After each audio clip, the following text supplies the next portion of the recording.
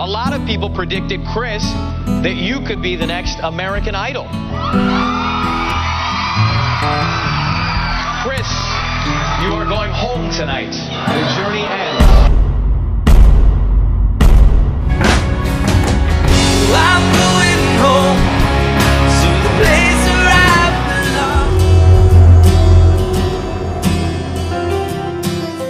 Lahat tayo ay nakakaranas o nakaranas na ng matinding kabiguan. May kanya-kanya tayo ng kwento ng pagsubok sa buhay na naging malaking parte ng ating nakaraan at nananatiling multo ng ating kasalukuyan. Pero paano nga ba nating hinandle ang mga ganitong pangyayari sa buhay natin? Sa kwento natin ngayon ay ipapakita sa atin ni Chris Daughtry na hindi na mahalaga kung sino ang may kasalanan sa nangyari sa iyong kamalasan. Hindi mo kailangan maghanap lagi ng ibang sisisihin sa bawat pagkabigong mararanasan. Bagkus ay gamitin ang oras at natitirang lakas para bumangon mula sa pagkakabagsak. Sino mag-aakala na ang nasa likod pala ng mga astig na kantang Home, It's Not Over, Over You, Life After You, at iba pa ay isa lang palang talunan, pang-apat lang sa American Idol at ni hindi natanggap sa audition ng isa pang singing competition. Kamusta na nga ba si Chris Daughtry at ang kanyang banda? Nasaan na sila ngayon? Anong aral ang kanyang natutunan sa mapait at makontrobersya niyang pagkatalo sa American Idol? Totoo ba na nagkaroon ng dayaan? Pag-usapan nating lahat yan, pero bago ang lahat ay inaanyayahan muna kita mag-subscribe at i-like na din ang videong ito bilang suporta sa ating channel. Maraming salamat mga idol!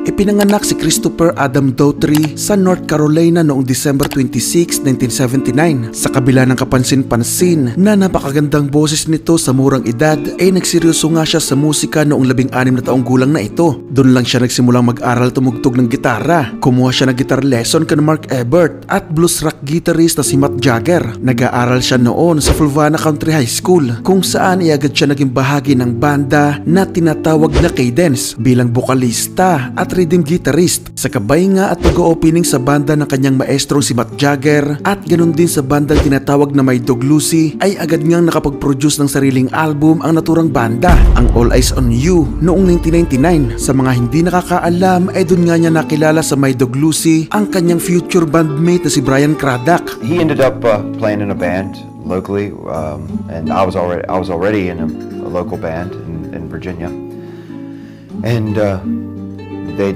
his band did their first show opening up for my band, so. Pero naghiwa-hiwalay din naman ang bandang Cadence noong gumraduate sila sa parehas na taon. Kaya sunod na naging banda ni Chris ay ang Absent Element na nagawa ding makapag-release ng album, ang Uproot noong 2005. Dito naramdaman ni Chris ang hirap ng pag-angat ng isang banda kung sobrang limitado lang ng mga tao ang nakakakilala. Sa kagustuhan makakuha ng gig at projects para sa kanyang banda ay naniwala si Chris na ang pinakamabisang paraan para sumikat at magkaroon ng malawak na fanbase ay yung makita ng maraming tao ang kanyang talento sa TV. Kaya agad ito nag-audition sa singing contest ng CBS na Rockstar Inc. na sa huli nga ay hindi rin naman siya nakuha. Sunod niya sinubukang pasukin ay ang American Idol, kung saan ay inakala niya na naman na hindi siya makukuha dahil umayaw agad sa kanya ang huradong si Simon Cowell. Yes or no, Simon? No. Pero salamat sa kasama nitong hurado na sina Randy Jackson at Paula Abdul dahil nagkaroon nga ng pagkakataon si Chris na maging opisyal na contestant ng naturang programa.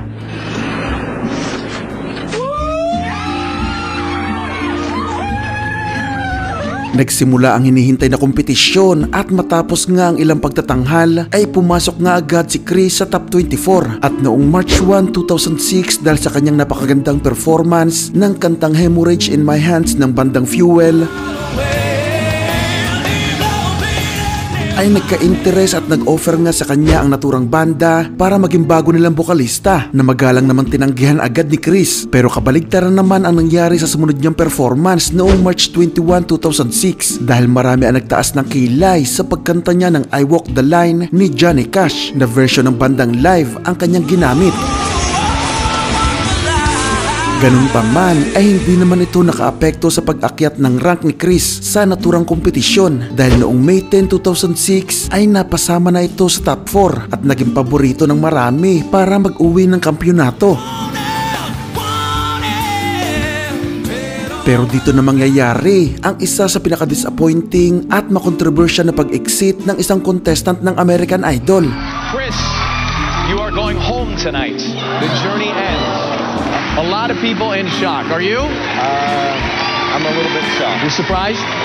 Sa pagbanggit nga sa pangalan ni Chris na siyang uuwing contestant ay ramdam na ramdam sa buong estudyo ang pagkabigla at disappointment sa mukha ng mga tao. I looked at the entire room and people's mouths were open and they just couldn't believe it. Lumabas din sa ilang media outlets na mayroon umanong kontrobersya sa accuracy ng botohan noong araw na yon. Ganun pa man ay napredict naman ito ng website na Dial Idol na nakita nilang si Chris Daughtry talaga ang may pinakamababang boto noong linggo na yon. Sa isang panayam kay Chris Daughtry ay sinabi nitong ang pinakamaganda niyang natutunan sa nangyari ay yung huwag kang magtitiwala sa sarili mong hype dahil masyado nga umuno siya naging overconfident dahil sa laki nga ng suporta na kukuha niya sa kanyang mga taga-suporta at sa ibang tao. Nagpatuloy naman ang buhay para kay Chris na tulad nga ng iba na hindi pinalad na contestants ay naging laman nga din siya ng mga talk shows. Kabilang na nga dyan ang The Ellen DeGeneres Show kung saan niya kinanta ang cover song niya ng kanta ng Bon Jovi na Wanted Dead or Alive.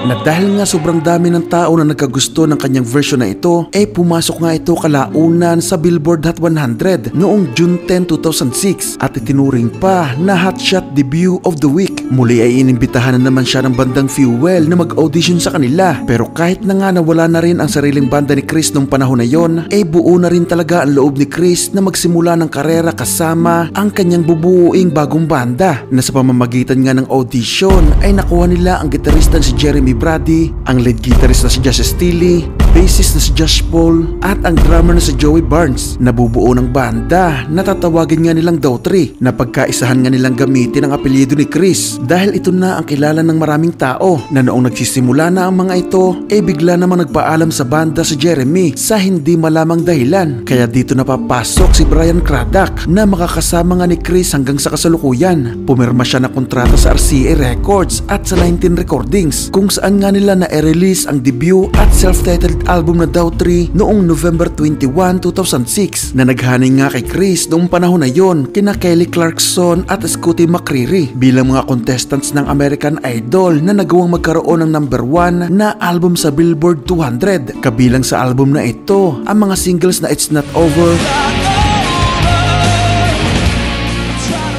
Home, What I Want, Over You, Feels Like Tonight, at What About Now.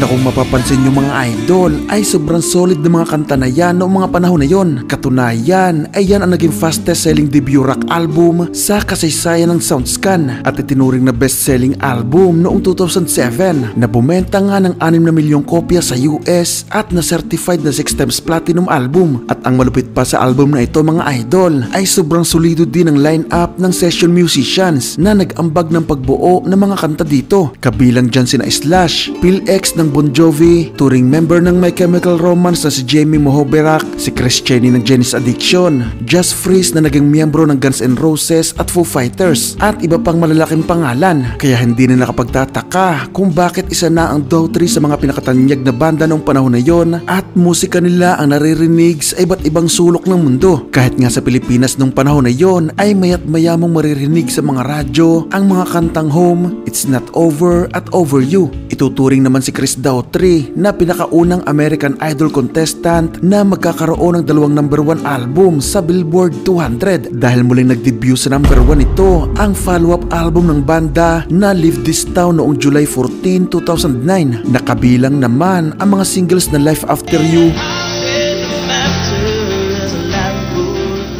No Surprise at September.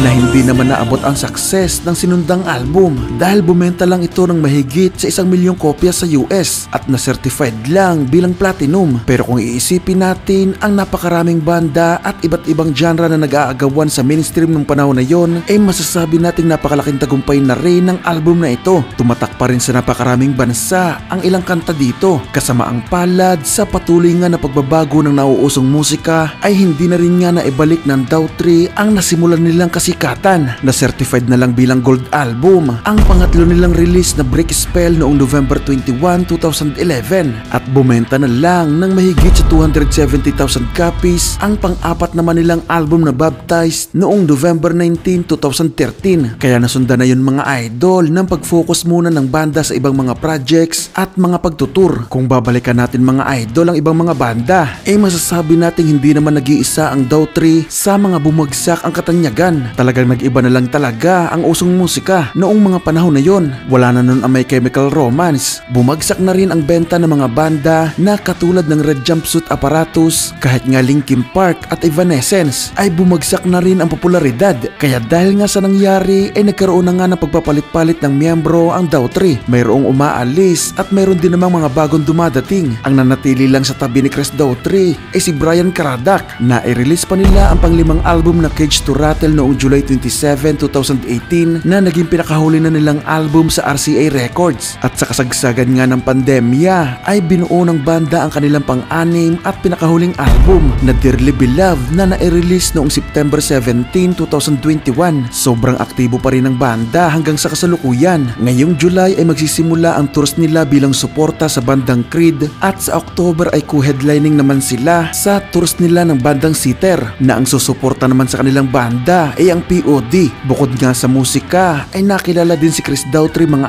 idol sa pag-arte at una nga siya nakita sa pang-100 episode ng CSI New York. Kilala din ito sa pagiging comics illustrator na una namang nakita ang kanyang drawing sa comic book na Batman Volume 2. Kaya masasabi natin mga idol na ang pagkakadapa niya sa American Idol ay naging daan lamang kay Chris patungo sa mas mataas na tagumpay at tuluyang pag-abot ng kanyang pangarap na habang wala na nga tayong narinig pa at tuluyan na ngang nabaon sa limot ang nanalo sa naturang kompetisyon ay pinapatunayan lang ng pangyayari na yon na ang pagkatalo ay hindi nangangahulugang katapusan kundi ito ay pwedeng maging pintuan patungo sa mas mataas na tagumpay na inaasam. Si Chris Daughtry mga idol kahit hindi naging kampiyon ay nagawang maging pangatlo sa pinaka-successful na American Idol contestants sa likod lamang ni Kelly Clarkson at Carrie Underwood. Isang tagumpay na hindi lang nagbigay ng kasikatan at yaman kay Chris Daughtry kundi nagbigay din ito ng lakas ng loob, motibasyon at inspirasyon sa mga nangangarap ding contestants na hindi pinalad sa kanilang sinalihang kompetisyon. Nagustuhan mo ba ang video natin ngayon? Kung oo, ay huwag mong kakalimutang mag-subscribe at i-click ang notification bell para lagi kang updated sa mga bagong kwento na tatalakay sa mga paborito mong banda. Paki-like na rin itong video bilang suporta sa ating channel. Maraming salamat sa inyong panonood.